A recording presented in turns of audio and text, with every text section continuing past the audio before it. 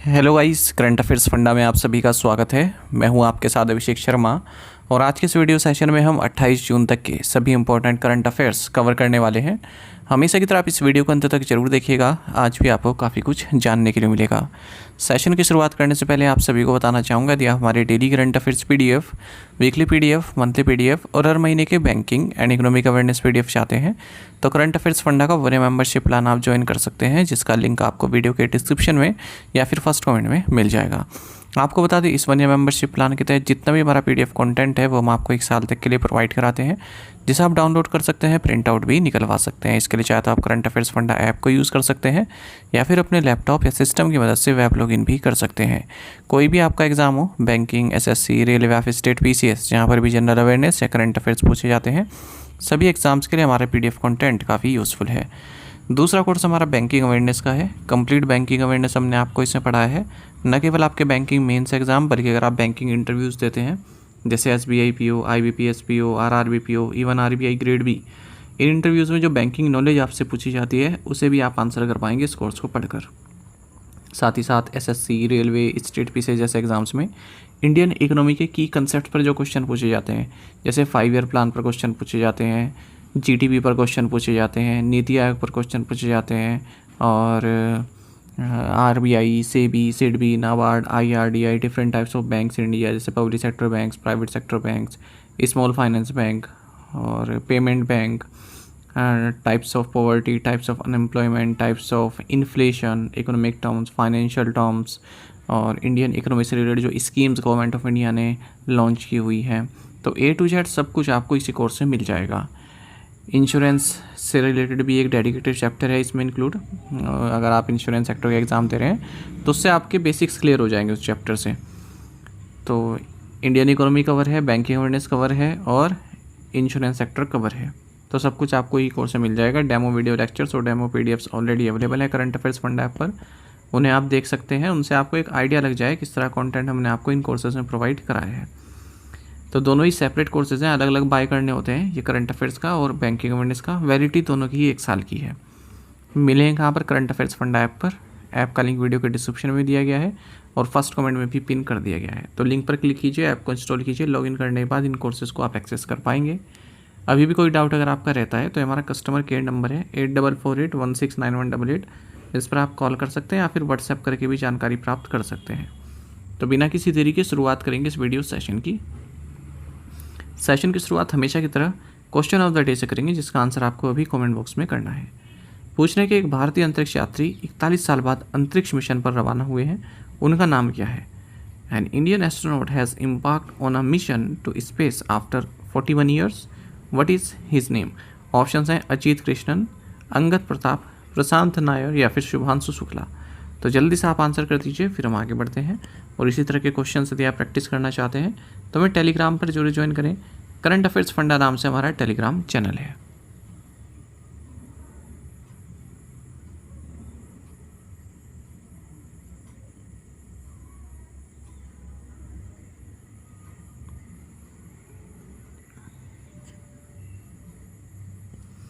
Which of the following is India's most valuable brand according to India 100 2025 report by Brand Finance?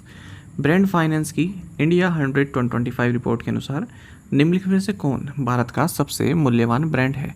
Options आपके सामने है। सही answer option C है, Tata group. देखिए, जो टोटल ब्रांड वैल्यू है इंडिया की 100 रैंकिंग्स वाली कंपनीज की, वो 236.5 बिलियन यूएस डॉलर है। ऐसा इंडिया 100 2025 रिपोर्ट में बताया गया है, जिसे ब्रांड फाइनेंस ने जारी किया है। टाटा ग्रुप की ब्रांड वैल्यू 10% तक ऊपर पहुंची है और 31.6 बिलियन यूएस डॉलर हो चुकी है, और एक बार फिर से इंडिया की मोस्ट वैल्यूएबल ब्रांड है Tata group.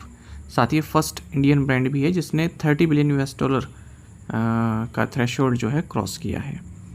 Second most valuable Indian brand Infosys है आईटी सर्विसेज में, और एचडीएफसी ग्रुप ये तीसरे नंबर पर है। चौथे नंबर पर एलआईसी है, जिसकी ब्रांड वैल्यू 35% तक ऊपर पहुंची है और 13.6 बिलियन यूएस डॉलर हो चुकी है। Adani group fastest growing Indian brand है इस साल, इसकी ब्रांड वैल्यू 82% तक ऊपर हुई है। ताज होटल्स ये इंडिया का स्ट्रॉन्गेस्ट ब्रांड है और 92.2 आउट ऑफ 100 इसका स्कोर है। ब्रांड स्ट्रेंथ इंडेक्स में। एशियन पेंट्स दूसरे नंबर पर है। अगर हम स्ट्रॉन्गेस्ट इंडियन ब्रांड की बात करें, अमूल तीसरे नंबर पर है। तो देखिए 3 चीज़ें यहाँ पर, एक तो है इंडिया का स्ट्रॉन्गेस्ट ब्रांड जो कि ताज होटल है, एक है आपका मोस्ट वैल्यूएबल ब्रांड जो कि टाटा ग्रुप है, एक है फास्टेस्ट ग्रोइंग इंडियन ब्रांड जो कि अडानी ग्रुप है। Tata group highest sustainability perception value भी इसी का ही है, और इन्फोसिस के पास highest positive sustainability gap value में इसको नामित किया गया है। India launched its first advance traffic management system on which expressway. किस एक्सप्रेसवे पर भारत ने अपना पहला उन्नत यातायात प्रबंधन प्रणाली लॉन्च किया है? ऑप्शंस आपके सामने है। सही आंसर ऑप्शन ए है, द्वारका एक्सप्रेस। इंडिया ने अपना पहला advanced traffic management system project launch किया है दिल्ली के द्वारका एक्सप्रेसवे पर। यह भारत का पहला AI powered smart traffic system है। IHMC यानी कि Indian highways management company limited ने सिस्टम को डेवलप किया है और NHAI के इसके इम्प्लीमेंटेशन को देख रही है। तो जो ये ATMS है यानी कि एडवांस ट्रैफिक मैनेजमेंट सिस्टम, इसमें ट्रैफिक मॉनिटरिंग कैमराज हैं, वीडियो इंसिडेंट डिटेक्शन है, तो कई तरह से जो ट्रैफिक है उसको मजबूत किया जा रहा है यहाँ पर, ट्रैफिक मैनेजमेंट को। What is the total approved investment for the new electronics manufacturing cluster EMC 2.0 इन उत्तर प्रदेश? उत्तर प्रदेश में नई इलेक्ट्रॉनिक्स विनिर्माण क्लस्टर EMC 2.0 के लिए सरकार ने कितना निवेश स्वीकृत किया है? ऑप्शंस आपके सामने है। सही आंसर ऑप्शन बी है, 417 करोड़ रुपए। तो गवर्नमेंट ने 417 करोड़ रुपए अप्रूव कर दिए हैं इलेक्ट्रॉनिक्स मैन्युफैक्चरिंग क्लस्टर के लिए, जो कि उत्तर प्रदेश में निर्माण किया जाएगा। इसको डेवलप किया जाएगा Yamuna expressway industrial development authority के द्वारा 206.4 एकड़्स में। It will support manufacturing in consumer electronics, automotive and industrial electronics, medical devices, computer hardware, communication equipment, मतलब ये सब चीज़ें बनेंगी यहाँ पर। इलेक्ट्रॉनिक्स मैन्युफैक्चरिंग क्लस्टर है ना, तो एक बड़ा सा एरिया बन जाएगा, वहाँ पर कंपनी सेटअप हो जाएंगी, इलेक्ट्रॉनिक्स प्रोडक्ट्स बनाएंगी। What is the new decision in CBSE regarding writing class 10 exams? कक्षा 10 की परीक्षा के संबंध में CBSE ने क्या नया निर्णय लिया है? राइट आंसर ऑप्शन डी है, students can write exams 2 times. देखिए बोर्ड एग्जाम्स का जो स्ट्रेस है उसको रिड्यूस करने के लिए अब 10वीं क्लास के जो बच्चे हैं उन्हें एक ऑप्शन दिया जाएगा कि वो 2 बार एक एकेडमिक ईयर में 2 बार अपने एग्ज़ाम दे सकते हैं 10वीं क्लास के। ऐसा central board of secondary education CBSE ने अनाउंस किया है। तो ये केवल परफॉर्मेंस इम्प्रूव करने के लिए है 3 एकेडमिक सब्जेक्ट्स में, और केवल वही स्टूडेंट दे सकते हैं जो पहले वाले एग्ज़ाम में पास हो जाएं। मतलब ये कोई फेल हो गया वो पास हो जाए इसके लिए नहीं है, केवल अपनी परफॉर्मेंस इन्हेंस करने के लिए है। तो ऐसा 2020 नेशनल एजुकेशन पॉलिसी में रिकमेंड भी किया गया था कि वो 2 एग्ज़ाम ले सकते हैं अपनी परफॉर्मेंस को इन्हेंस करने के लिए। ठीक है, एक तो मेन एग्ज़ाम होगा और दूसरा एग्ज़ाम होगा आपकी इम्प्रूवमेंट के लिए। 2026-27 से इसको इम्प्लीमेंट किया जाएगा। In which countries IFFCO setting up its first international nano urea manufacturing plant? IFFCO किस देश में अपना पहला अंतर्राष्ट्रीय नैनो यूरिया विनिर्माण संयंत्र स्थापित कर रहा है? राइट आंसर ऑप्शन ए है, ब्राज़ील। तो इफ़को आप सभी जानते हैं, हम भारत में से नैनो यूरिया लॉन्च किया था 4 साल पहले। अब जो ये इफ़को है यानी कि इंडियन फार्मर्स फर्टिलाइजर कोऑपरेटिव, ये अपना विदेश में पहला प्लांट सेटअप कर रहा है जहाँ पर ये नैनो सॉइल न्यूट्रिएंट्स बनाएगा। कहाँ पर? ब्राज़ील में। तो ये प्लांट एक जॉइंट वेंचर होगा 7-3 के रेशो में। इफ़को की जो सब्सिडरी है इफ़को नैनोवेंशंस, ब्राज़ील की जो कंपनी है नैनोफर्ड, इनके बीच में। Which country has emerged as a top destination in the global south for greenfield investments in the digital economy? Digital अर्थव्यवस्था में ग्रीनफील्ड निवेश के मामले में ग्लोबल साउथ में कौन सा देश शीर्ष गंतव्य के रूप में उभरा है?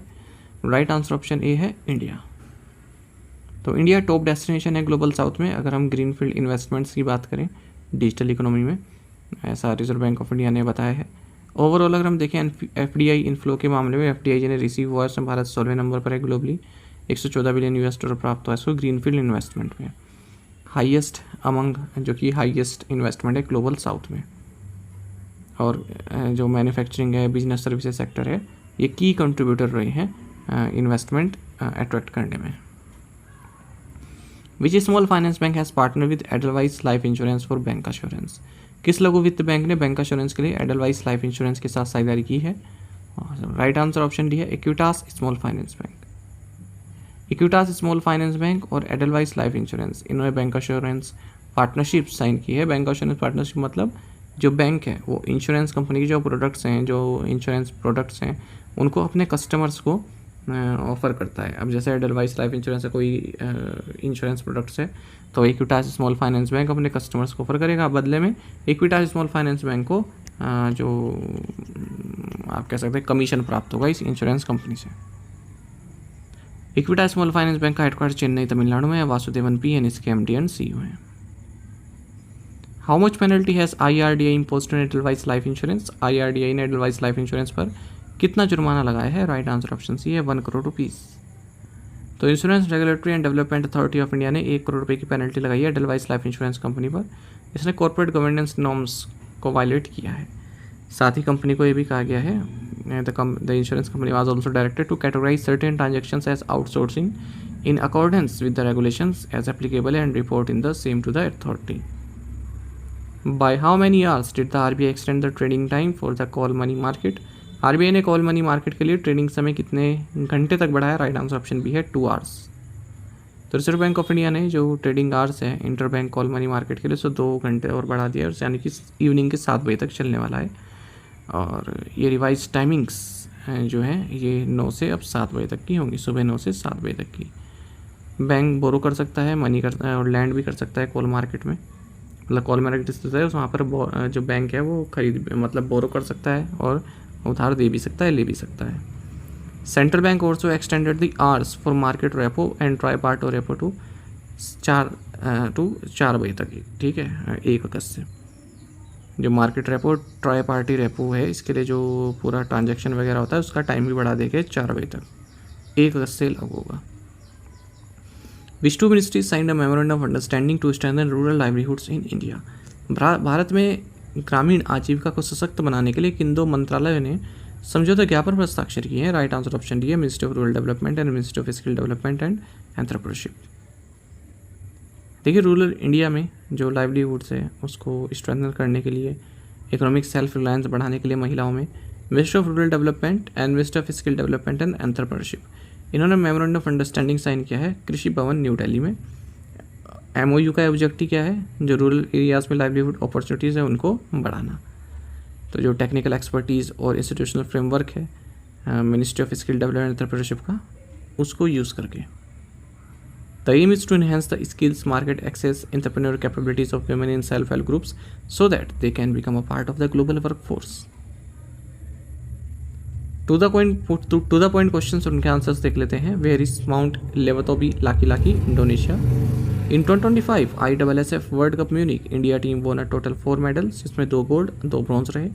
द साहित्य academy announce the names of 23 writers for its युवा पुरस्कार। द साहित्य academy announce the names of 24 authors for its बाल साहित्य पुरस्कार। द साहित्य academy was established by Jawaharlal Nehru, who was also its first chairperson and was inaugurated on 12 March 1954. To the point question देखेंगे, इनके answer आपको भी करने हैं कमेंट बॉक्स में। In which year did India adopt a gender budget statement? Who is the current head of International Olympic Committee? Fairfax Financial Holdings Limited has appointed former NITI Aayog CEO dash as a senior adviser. Which agency released Global Drought Outlook Trends, Impacts and Policies to Adopt to a Drier World? The Polavaram Banakachurila Link Project seeks to divert 200 TMC feet of water from Godavari to the basins of which two rivers? In 5 questions के answer आपको comment box में देने हैं। यदि ये question का answer भी आता है तो भी आप अवश्य बताइएगा और ज़्यादा से ज़्यादा संख्या में पार्टिसिपेट करने की कोशिश किया कीजिए, क्योंकि कई बार एग्जाम्स में देखा जाता है कि जो असाइनमेंट क्वेश्चंस होते हैं यहीं से ही आपसे एग्ज़ाम में पूछ लिया जाता है, यानी कि जो एग्ज़ाम पूछा जाता है वो हमने यहाँ पर कवर किए होते हैं। साथ ही हमें टेलीग्राम पर जरूर ज्वाइन कीजिएगा। करंट अफेयर्स फंडा नाम से हमारा टेलीग्राम चैनल है। Thank you guys.